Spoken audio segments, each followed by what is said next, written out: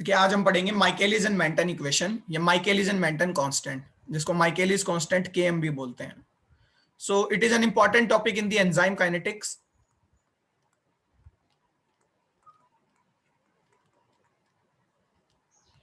इस particular topic को पूछा गया एग्जाम में और कॉम्पिटिटिव एग्जामिनेशंस में भी इंपॉर्टेंट होता है. Although it is a part of enzyme kinetics which is not in your syllabus, but still we will discuss this topic and on the enzyme kinetics we will make the separate videos on the channel.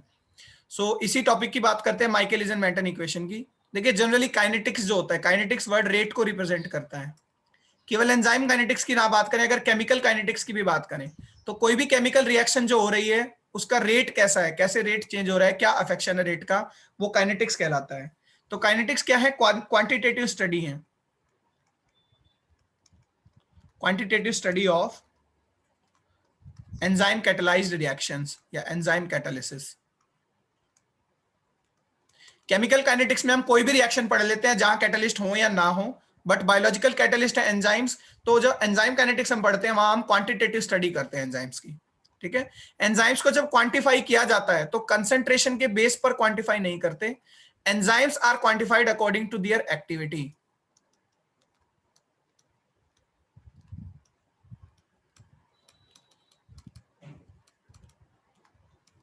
Activity based quantification होता है individually enzymes का. ठीक है. Enzymes are quantified either in the molar amounts और in the majority of their activity. Molar amount में बहुत कम हम major करते हैं, इन कंसंट्रेशन को तो हम ऑलमोस्ट नेग्लिजिबल है मेजर करना. अगर एंजाइम्स की कंसंट्रेशन मेजर करनी है तो उसकी एक्टिविटी बेस्ड क्वांटिफिकेशन होता है. दो यूनिट होते हैं एंजाइम्स को मेजर करने के. ठीक है. एक यूनिट होता है आपका एंजाइम यूनिट, जिसको यू लिखते हैं. एंजाइम की एक्टिविटी को मेजर करने के दो यूनिट्स हैं. एंजाइम काइनेटिक्स में ये दोनों यूनिट स्टडी किए जाते हैं. एक होता है एंजाइम यूनिट, जिसको कैपिटल यू लिखते हैं. ठीक है. दूसरा होता है कैटल, जिसको KAT लिखते हैं. And this is the SI unit of enzyme activity. ठीक है. एंजाइम यूनिट कैपिटल यू और दूसरा कैटल जो कि SI यूनिट है एंजाइम एक्टिविटी की. कैटल क्या होता है? ये वो अमाउंट है एंजाइम का, that amount of enzyme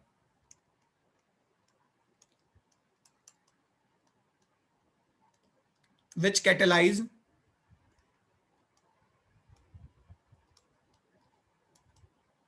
the transformation of.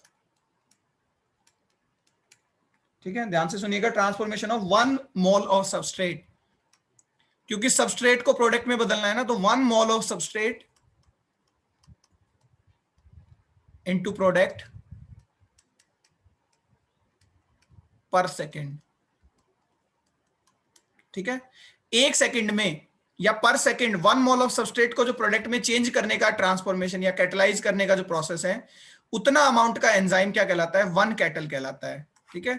इसको सिंपली लिखे तो 1 कैट, KAT से लिखा जाता है, is equal to 1 mole of substrate per second, second inverse.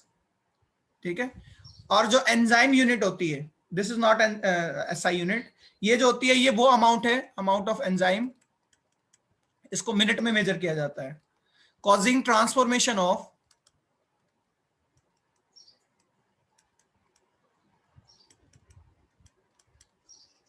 1 म्यूमोल या 1 माइक्रोमोल, यहां पर पूरा 1 मोल नहीं ले रहे, 1 माइक्रोमोल ले रहे हैं, ऑफ सबस्ट्रेट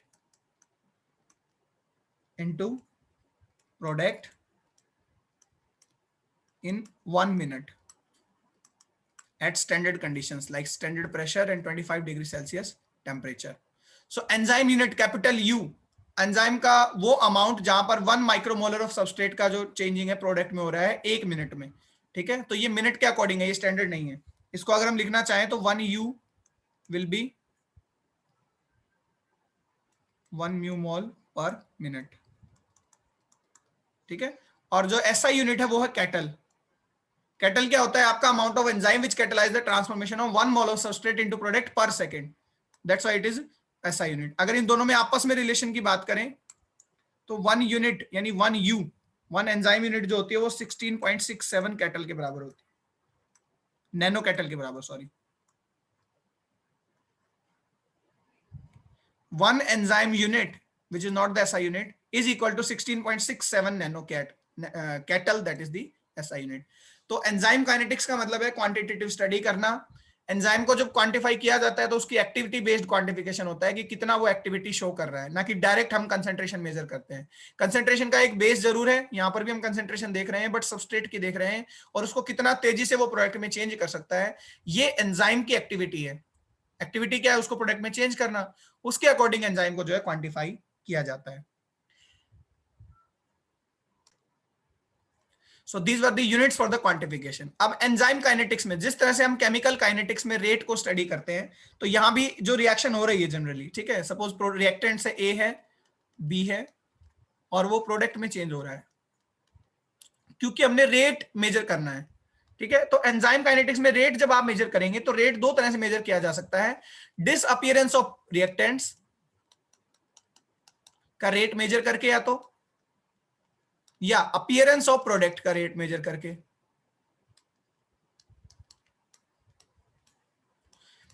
इनको इंडिविजुअली स्टडी किया जा सकता है और कलेक्टिवली भी स्टडी किया जा सकता है. जैसे कि मान लीजिए आप एंजाइम काइनेटिक्स में रेट स्टडी कर रहे हैं रिएक्शन का, रेट ऑफ रिएक्शन, तो वो क्या होगा आपका, क्योंकि सबस्ट्रेट घट रहे हैं तो नेगेटिव साइन लगाएंगे.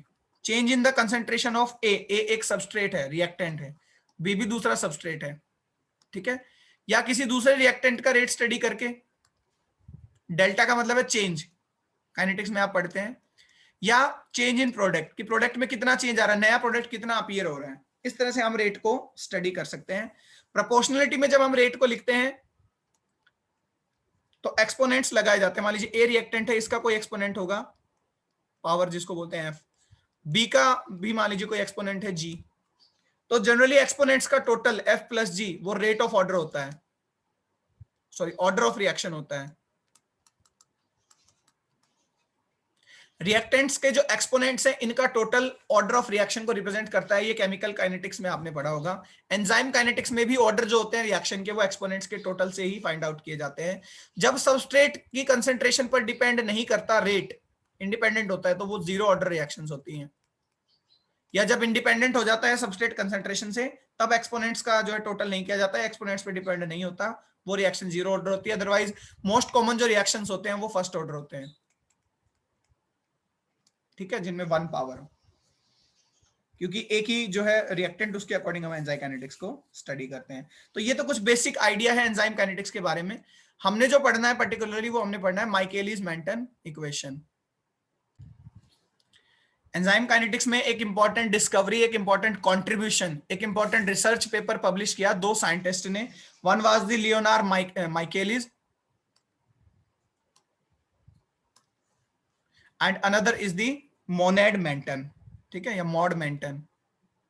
She was a lady and he was a man, और a man professor. Okay, so Menten जो थी, Maud Menten, she was the assistant of माइकेलिस.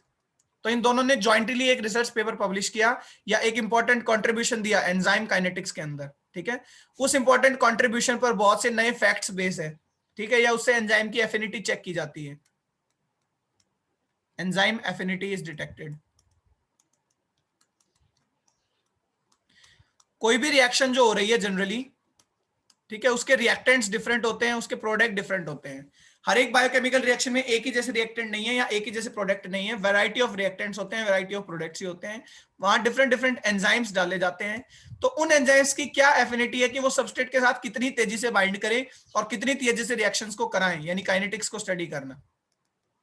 ठीक है, इस चीज को रिफ्लेक्ट करने के लिए उन्होंने अपनी एक इक्वेशन, एक मैथमेटिकल इक्वेशन दी थी, या अपना एक कांस्टेंट दिया था.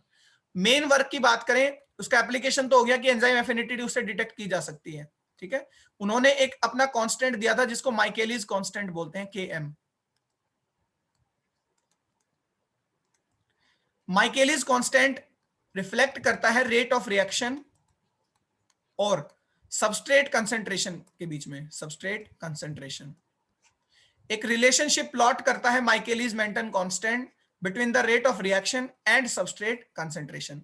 रेट ऑफ रिएक्शन को हम वेलोसिटी भी कह सकते हैं, कितनी तेजी से रिएक्शन हो रही है. ठीक है, कोई भी रिएक्शन कितनी तेजी से हो रही है, उसकी स्पीड, उसकी वेलोसिटी या उसका रेट, और आपस में सबस्ट्रेट सबस्ट्रेट और रेट ऑफ रिएक्शन के बीच में आपस में क्या रिलेशन है, ये रिलेशन उन्होंने एक कांस्टेंट से दिया था जिसको माइकेलिस मेंटन कांस्टेंट बोलते हैं, माइकेलिस कांस्टेंट बोलते हैं। ठीक है, तो एंजाइम काइनेटिक्स में ओनली लिमिटेड थे वो किस चीज के लिए, इस चीज के लिए। इंपॉर्टेंट जो उनकी डिस्कवरी थी वो थी रेट ऑफ रिएक्शन और सबस्ट्रेट कंसेंट्रेशन के बीच में। माइकेलिस और मेंटन जो मैंने बताया, एक लेडी थी, एक प्रोफेसर थे, उन्हीं की वो असिस्टेंट थी, जर्मनी से बिलोंग करती थी। उस टाइम जर्मनी में फीमेल्स को रिसर्च के लिए जो है परमिशन नहीं थी। ठीक है, तो ये जो है अदर कंट्रीज में क्या कर गई थी, मूव कर गई थी। मे बी ये यूएसए में आए थे। ठीक है, माइकेलिस के पास, जहां इन्होंने जॉइंटली वर्क किया था। तो 1913 में they were working on enzyme invertase. Invertase जो कि सुक्रोज को, सुक्रोज एक डाइसैकेराइड है, उसको ब्रेक डाउन करता है ग्लूकोज और फ्रक्टोज में, मोनोसैकेराइड्स में। ठीक है, उस एंजाइम को वो स्टडी कर रहे थे। तो इस एंजाइम को स्टडी करते हुए उन्होंने डिस्कवरी करी थी किसकी, जो आपका माइकेलिस जो इक्वेशन है या माइकेलिस मेंटन कांस्टेंट जो है। जनरली एक मैंने आपको बताया था मैकेनिज्म ऑफ एक्शन में भी मैकेनिज्म क्या होता है कि एंजाइम प्लस सबस्ट्रेट ये बनाते हैं ईएस कॉम्प्लेक्स। ठीक है, ईएस कॉम्प्लेक्स से बनता है एंजाइम प्रोडक्ट कॉम्प्लेक्स। फिर फाइनली प्रोडक्ट रिलीज हो जाता है, प्रोडक्ट बन जाता है और एंजाइम वापस क्या हो जाते हैं, रिलीज। इस स्टेप को उन्होंने बोला बाइंडिंग, जो स्टेप 1 है। ठीक है, एंजाइम और सबस्ट्रेट की बाइंडिंग होना। इसको उन्होंने बोला कैटालिसिस, जब प्रोडक्ट बन रहा है। और इसको उन्होंने बोला रिलीज। ये इक्वेशन हम बार बार लिखते आए हैं, मैकेनिज्म ऑफ एक्शन में भी मैंने लिखा था, enzyme plus substrate is ES complex that is binding, ES complex is EP complex that is catalysis, यानी यहां एंजाइम अपना रोल परफॉर्म कर रहा है। और फिर फाइनली रिलीज, जब एंजाइम वापस रिलीज हो गए। ठीक है, तो ये तो तीनों उन्होंने स्टेप्स के नाम दिए। यहां पर कांस्टेंट भी उन्होंने बताया, रेट कांस्टेंट। जैसे मैंने आपको बताया था कि रेट ऑफ रिएक्शन जो है, मान लीजिए डायरेक्टली प्रोपोर्शनल है ए की कंसेंट्रेशन पर, कोई सबस्ट्रेट है ए। ठीक है, तो जब इसका प्रोपोर्शनलिटी हटाया जाता है तो यहां कांस्टेंट लगता है, ए का मान लीजिए कोई भी पावर रहा, तो ये रेट कांस्टेंट कहलाता है। केवल एंजाइम काइनेटिक्स में नहीं, कहीं भी जब आप प्रोपोर्शनलिटी हटाते हैं तो वहां कांस्टेंट लगता है। ठीक है, तो ये इस रिएक्शन का रेट कांस्टेंट कहलाता है, इस सबस्ट्रेट का। तो इसी तरह से जब उन्होंने ये पूरा बताया कि बाइंडिंग है, कैटालिसिस है या रिलीज है, तो यहां भी उन्होंने रेट कांस्टेंट बताए थे।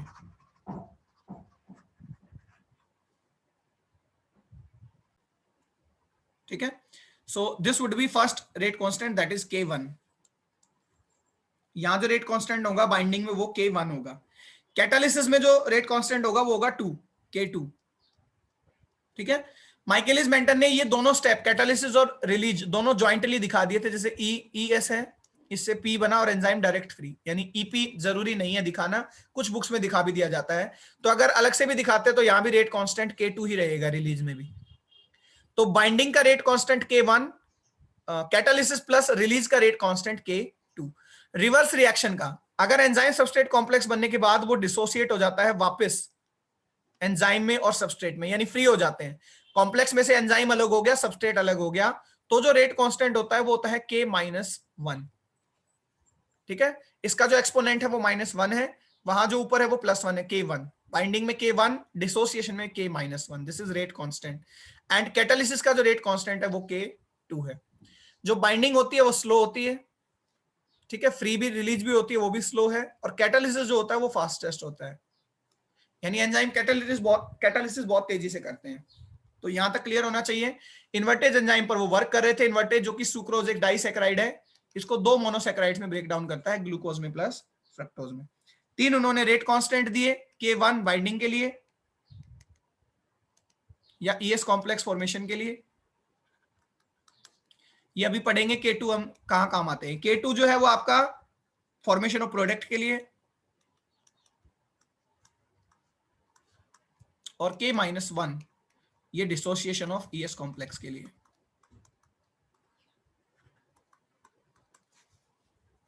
ठीक है, ये इन्होंने रेट कांस्टेंट दिए थे। अब उनके जो इंपॉर्टेंट जो स्टेटमेंट थी वो क्या थी, उस पर हम फोकस करते हैं। सो ये तो कुछ बेसिक्स था कि कैसे ES बन रहा है और कैसे प्रोडक्ट बन रहा है और कौन कौन से रेट कांस्टेंट काम करेंगे। अब माइकेलिस और मेंटन ने ये कहा कि जब भी कोई रिएक्शन हो रही है, एक ग्राफ से समझते हैं,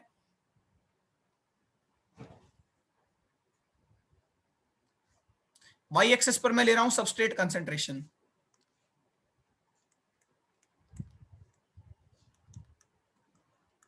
ठीक है, इस तरफ हम लेंगे रिएक्शन का प्रोसेस यानी रेट ऑफ रिएक्शन, या हम कह सकते हैं वेलोसिटी, कितना तेजी से रिएक्शन हो रहा है। According to Michaelis and Menten, at a relative concentration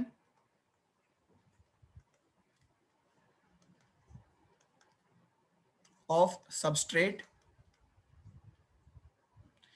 the velocity or the initial velocity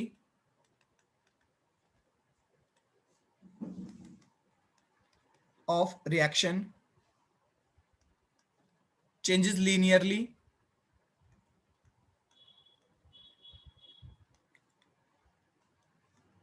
at a relative concentration of substrate. The initial velocity of the reaction changes linearly with the change in substrate concentration. ठीक है, whenever it will reach maximum, whenever the velocity reaches maximum,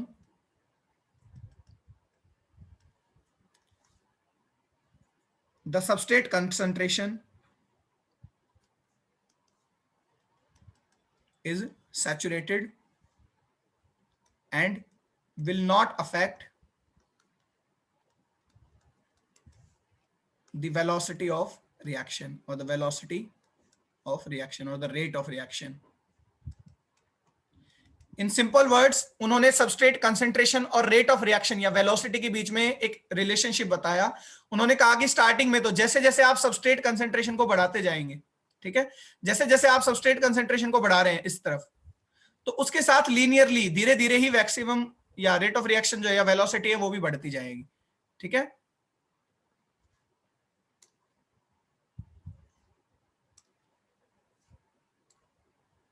इस तरफ substrate concentration बढ़ रही है Y axis पर, x axis पर velocity बढ़ रही है। उसके बाद देखिए सैचुरेशन आ गया यहां से, इसके बाद अब ना तो इंक्रीज हो रहा है ना डिक्रीज हो रहा है। तो इस सबस्ट्रेट कंसंट्रेशन पर, यानी यहां से ज्यादा अगर सबस्ट्रेट कंसंट्रेशन आप बढ़ाएंगे तो कोई इफेक्ट नहीं पड़ रहा। तो उन्होंने कहा एक रिलेशनशिप दिया सबस्ट्रेट कंसंट्रेशन और रिएक्शन रेट के, रेट ऑफ रिएक्शन के बीच में, कि सबस्ट्रेट कंसंट्रेशन बढ़ाने पर लीनियरली साथ ही साथ वेलोसिटी भी बढ़ती है। लेकिन जैसे ही मैक्सिमम वेलोसिटी आ जाती है, वी मैक्स रिप्रेजेंट करेंगे, मैक्सिमम वेलोसिटी के बाद सबस्ट्रेट कंसंट्रेशन से इंडिपेंडेंट हो जाता है रेट ऑफ रिएक्शन, क्योंकि अब मैक्सिमम हो चुका ना रेट ऑफ रिएक्शन, इससे ज्यादा तो बढ़ ही नहीं सकता। तो चाहे अब सबस्ट्रेट्स आप बढ़ाते जाएं कितने भी, कोई फर्क नहीं पड़ेगा रेट ऑफ रिएक्शन पर। यह चीज उन्होंने कही। ठीक है, so very simply at a relative concentration of the substrate the initial velocity of reaction changes linearly with the change in substrate concentration. Starting में तो बढ़ेगा, but whenever the velocity reaches the maximum the substrate concentration is saturated. क्योंकि अब इसका मतलब देखिए, इससे एक चीज इंडिकेट होती है कि जितने भी एंजाइम थे उसके अंदर, ठीक है, जितने भी एंजाइम थे और जितने भी सबस्ट्रेट थे, क्योंकि धीरे धीरे आप सबस्ट्रेट बढ़ाते रहे तो ज्यादा प्रोबेबिलिटी से सबस्ट्रेट जाकर एंजाइम से बाइंड करे। इमेजिनरी एग्जांपल से समझते हैं, 100 एंजाइम थे, 1000 सबस्ट्रेट सपोज, ठीक है, हर एक सबस्ट्रेट की कैपेसिटी है वो एंजाइम से जाके बाइंड करेगा, तो बहुत तेजी से वो बाइंड कर रहे थे। 1000 एंजाइम थे तो फुल स्पीड से बाइंड करेंगे, ठीक है, उन्होंने जल्दी से 70 एंजाइम्स को एक्वायर कर लिया। आपने और सबस्ट्रेट बढ़ाया, 2000 सबस्ट्रेट कर दीजिए मान लीजिए, तो स्पीड और बढ़ गई सबस्ट्रेट की बाइंडिंग की, तो उन्होंने 100 के 100 एंजाइम्स को एक्वायर कर लिया। तो जब भी सारे एंजाइम एक्वायर हो जाएंगे, जब सारे एंजाइम्स फुल सैचुरेटेड हो जाएंगे, उसके बाद कितने भी सबस्ट्रेट आप डाल लीजिए, रेट ऑफ रिएक्शन पर कोई फर्क नहीं पड़ेगा। ये चीज बताई माइकेलिस एंड मेंटन ने, और ये फैक्ट है, ये सिंपल सी बात है कि जब सारे एंजाइम सैचुरेट हो जाएंगे उस टाइम रेट ऑफ रिएक्शन क्या हो जाएगा, मैक्सिमम हो जाएगा।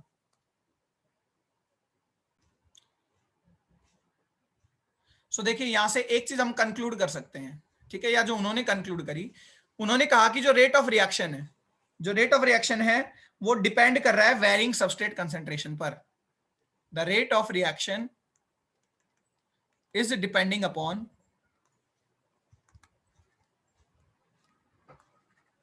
varying substrate concentration।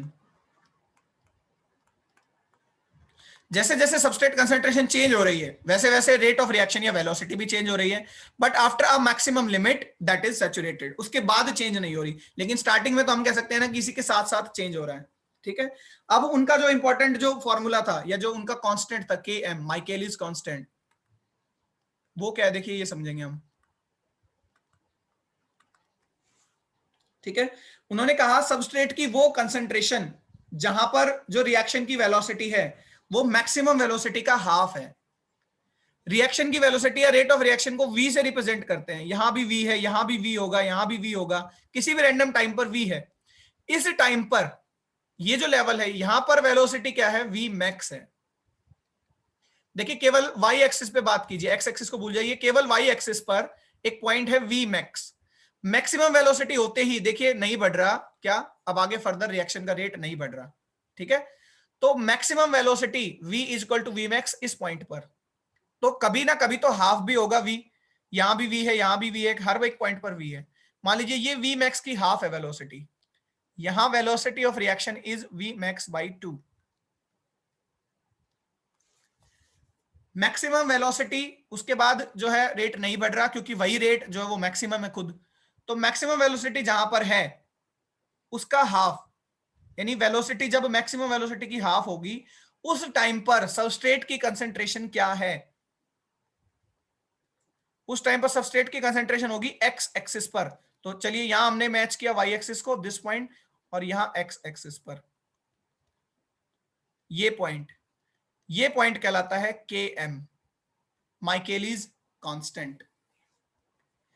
जब वेलोसिटी मेजर आप वाई एक्सिस पर कर सकते हैं, वेलोसिटी आप मेजर कर रहे हैं तो वेलोसिटी वी मैक्स, जब मैक्सिमम वेलोसिटी है तो उस टाइम पर वेलोसिटी कहलाती है वी मैक्स, कि ये मैक्सिमम वेलोसिटी है, ठीक है। ये लीस्ट वेलोसिटी है, ये सबसे कम है, यहां पर 0 है वेलोसिटी वाई एक्सिस पर। तो मैक्सिमम वेलोसिटी जब हाफ होगी, या हम कहें जब वेलोसिटी ऑफ रिएक्शन या रेट ऑफ रिएक्शन जब मैक्सिमम से हाफ होगा, उस टाइम पर सबस्ट्रेट की कंसेंट्रेशन क्या है, उस अमाउंट को माइकेलिस कांस्टेंट कहते हैं। Km is defined as the concentration of substrate at which the reaction velocity reaches half of its maximum velocity. लिख देता हूं, Km is defined as, Michaelis constant is defined as the concentration of substrate at which the reaction rate or velocity reaches half of its maximum rate, half of its maximum rate और velocity. Substrate की वो concentration, substrate की concentration धीरे धीरे धीरे हम बढ़ाते जा रहे हैं तो रेट ऑफ रिएक्शन भी बढ़ता जा रहा है। तो जब हम सबस्ट्रेट की कंसेंट्रेशन बढ़ा रहे हैं तो वो सबस्ट्रेट कंसेंट्रेशन जिस पर जाकर रेट ऑफ रिएक्शन मैक्सिमम का हाफ हो चुका है, वो जो कंसेंट्रेशन है वो Km कहलाती है। Km की वैल्यू वेरी करती है फ्रॉम रिएक्शन टू रिएक्शन, और Km की वैल्यू से ही हमें पता चलता है कि एंजाइम्स की एफिनिटी क्या है। जितना कम Km होता है, ये चीज नोटेबल है, लोअर द Km, जितनी कम वैल्यू होती है Km की, हाइयर द एफिनिटी, उतनी ही ज्यादा एफिनिटी है एंजाइम की सबस्ट्रेट के लिए। इसका मतलब उतनी तेजी से एंजाइम अपने सबस्ट्रेट के साथ एक्वायर हो रहे हैं या सबस्ट्रेट अपने एंजाइम से अटैच हो रहे हैं जितना लोअर Km। इसका मतलब केवल थोड़ी सी सबस्ट्रेट कंसेंट्रेशन बढ़ा देने से ही अगर रिएक्शन अपने हाफ वेलोसिटी पर पहुंच जाती है, मैक्सिमम की हाफ पर पहुंच जाती है, इसका मतलब सबस्ट्रेट भी अच्छे हैं और एंजाइम भी अच्छे हैं और बहुत तेजी से क्या कर रहे हैं, एक दूसरे को अटैच कर रहे हैं। समझिए इस चीज को, जितना लोअर Km होगा, Km क्या है, Km वो वैल्यू है जहां पर जो है सबस्ट्रेट की कंसेंट्रेशन उतनी होती है, कितनी, कि जब रिएक्शन रेट क्या हो, हाफ हो। तो Km कुछ भी नहीं है, नन अदर देन दी सबस्ट्रेट कंसेंट्रेशन। कुछ कंफ्यूज नहीं होना है, Km एक सबस्ट्रेट की कंसेंट्रेशन है, बट वो कंसेंट्रेशन है जहां पर रेट ऑफ रिएक्शन क्या हो, मैक्सिमम का हाफ हो। तो जितना तेजी से Km वैल्यू अचीव हो जाएगी, इसका मतलब उतनी तेजी से एंजाइम्स बाइंड कर रहे हैं अपने सबस्ट्रेट के साथ। तो एक point, lower Km higher affinity, higher Km, जितना ज्यादा Km होगा, जितना आगे जाकर Km आएगा, इसका मतलब उतना ही लोअर एफिनिटी एंजाइम की, उतना ही कमजोर एंजाइम है, वो अपने सबस्ट्रेट के साथ बाइंड नहीं कर पा रहा। जब बहुत ज्यादा सबस्ट्रेट उसको मिले, भाई हाफ वेलोसिटी अगर बहुत ज्यादा पर आकर मिलती है हमें यहां, इसका मतलब एंजाइम बहुत वीक है। तो higher Km lower the affinity of enzyme. तो Km को यूज किया जाता है एफिनिटी को चेक करने के लिए। Km की जो वैल्यू है वो 10 to the power -1 to 10 to power -6 इसके बीच में वेरी करती है, मोल। So it is none other than a substrate concentration. Km कुछ भी नहीं है, Km एक सबस्ट्रेट कंसंट्रेशन है, लेकिन एक स्पेशल सबस्ट्रेट कंसंट्रेशन है। माइकेलिस और मेंटन ने ये कहा कि सबस्ट्रेट के अकॉर्डिंग वेलोसिटी बढ़ती है, जैसे जैसे सबस्ट्रेट कंसंट्रेशन चेंज होती जाएगी वैसे वैसे ही वेलोसिटी भी चेंज होती है, लेकिन एक मैक्सिमम थ्रेशोल्ड आने तक। ठीक है, और वो मैक्सिमम थ्रेशोल्ड इसीलिए आ पाता है क्योंकि एंजाइम्स जो होते हैं उनकी एक्टिव साइट अब फिल हो चुकी, active site is full now. जब एंजाइम की एक्टिव साइट ही फुल हो गई तो अब आप चाहे सबस्ट्रेट बढ़ाते जाएं, क्या फर्क पड़ेगा। ये रिएक्शन उन्होंने बताई, या ये उन्होंने अपना स्टेटमेंट दिया। और इसको अदर वर्ड्स में अगर हम कहें केएम को, देखिए केएम की सिंपलेस्ट डेफिनेशन है कि सबस्ट्रेट की वो कंसंट्रेशन जिस पर रिएक्शन रेट मैक्सिमम का हाफ है। ठीक है, या इसको अदर वर्ड्स में कहें तो हम कह सकते हैं वो concentration, the concentration of substrates eight which half of the enzymes या half of the active sites of enzymes are saturated। मान लीजिए 100 एंजाइम थे, 100 ही एक्टिव साइट थी, तो जब 50 एक्टिव साइट भर चुकी वो सबस्ट्रेट कंसंट्रेशन Km कहलाती है। या जब आधे एंजाइम्स की एक्टिव साइट एक्वायर हो चुकी, सबस्ट्रेट की वो कंसंट्रेशन Km कहलाती है। दोनों वर्ड्स में आपको डेफिनेशन क्लियर होनी चाहिए। The concentration of substrate at which the velocity of reaction is half of its maximum, और the substrate concentration at which half of the active sites of enzymes are saturated. ये hyperbolic relationship show करते हैं। ये जो graph बना है इस तरह का, ये जो ग्राफ है ये हाइपरबॉलिक रिलेशनशिप है। किस किस के बीच में है ये हाइपरबॉलिक रिलेशनशिप? सबस्ट्रेट कंसंट्रेशन, जिसको इस तरह से लिखते हैं, और वेलोसिटी या रेट ऑफ रिएक्शन के बीच में। वेलोसिटी ऑफ रिएक्शन को v लिखा जाता है, v। तो v और सबस्ट्रेट कंसंट्रेशन के बीच में जो हाइपरबॉलिक रिलेशनशिप है ये रिप्रेजेंट किया था माइकेलिस और मेंटन ने। तो ये तो था माइकेलिस और मेंटन ने स्टेटमेंट क्या दिया कि वेलोसिटी और सबस्ट्रेट कंसंट्रेशन के बीच में एक डायरेक्ट रिलेशनशिप है। ठीक है, दूसरा Km क्या होता है ये भी मैंने आपको बताया। जो वैल्यू होती है Km की वो वेरी करती है 10 to the power -1 to 10 to the power -6 मोल। ठीक है, क्योंकि ये सबस्ट्रेट कंसंट्रेशन है तो मोल में लिखा जाएगा। ओके, Km को हम इस तरह से भी रिप्रेजेंट करते हैं रेट कांस्टेंट्स में। Km जो होता है वो होता है K-1। आपको अगर याद हो K-1 डिसोसिएशन का रेट कांस्टेंट था।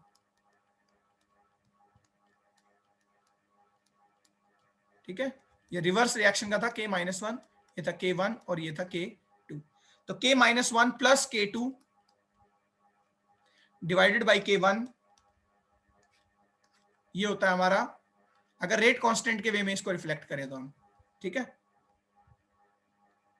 माइकेलिस constant is equal to the rate constant of dissociation plus rate constant of enzyme product formation divided by rate constant of enzyme substrate complex formation. Mathematically उन्होंने एक formula दिया था माइकेलिस और Menten ने, उसको भी मैं लिख देता हूं। उन्होंने कहा था कि जो वेलोसिटी होती है, वेलोसिटी ऑफ रिएक्शन या जो रेट ऑफ रिएक्शन होता है वो होगा v।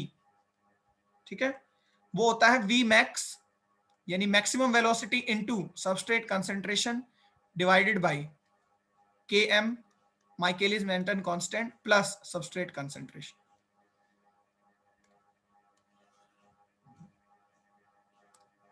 किसी रैंडम टाइम पर वेलोसिटी फाइंड आउट करने का फॉर्मूला ये है।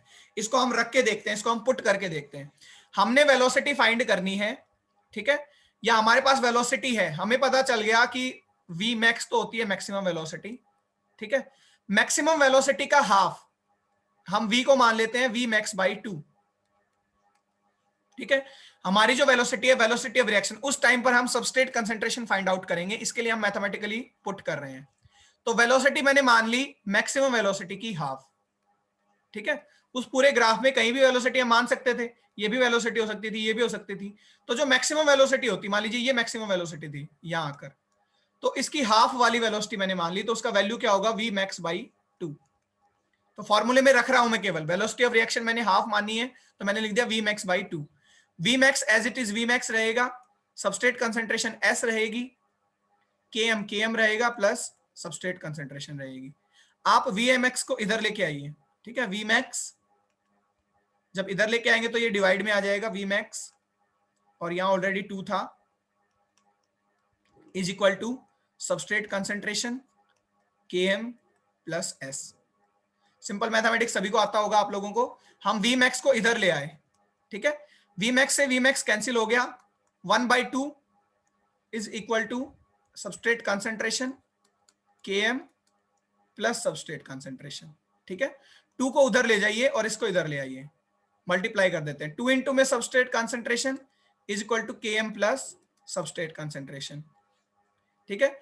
ये 2s है और ये एक सिंगल s है, s को इधर ले आइए, ये क्या होगा, इसमें से सब्सट्रैक्ट होगा, तो 2s minus single s is equal to Km। So s is equal to Km।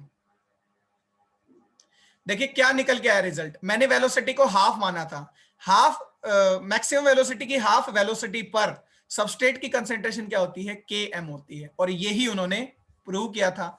Km is what? Km is that substrate concentration at which the velocity of any reaction is half of its maximum। तो जब हमने ये चीज मानकर करी, जब velocity को हमने मैक्सिमम का हाफ माना, तब यही निकल के आया क्या, कि Km जो होता है वो S के बराबर है, ठीक है। So this is the Michaelis Menten equation. इसको और एक्सटेंडेड नेक्स्ट लेक्चर में हम डिस्कस करेंगे, otherwise this is the equation.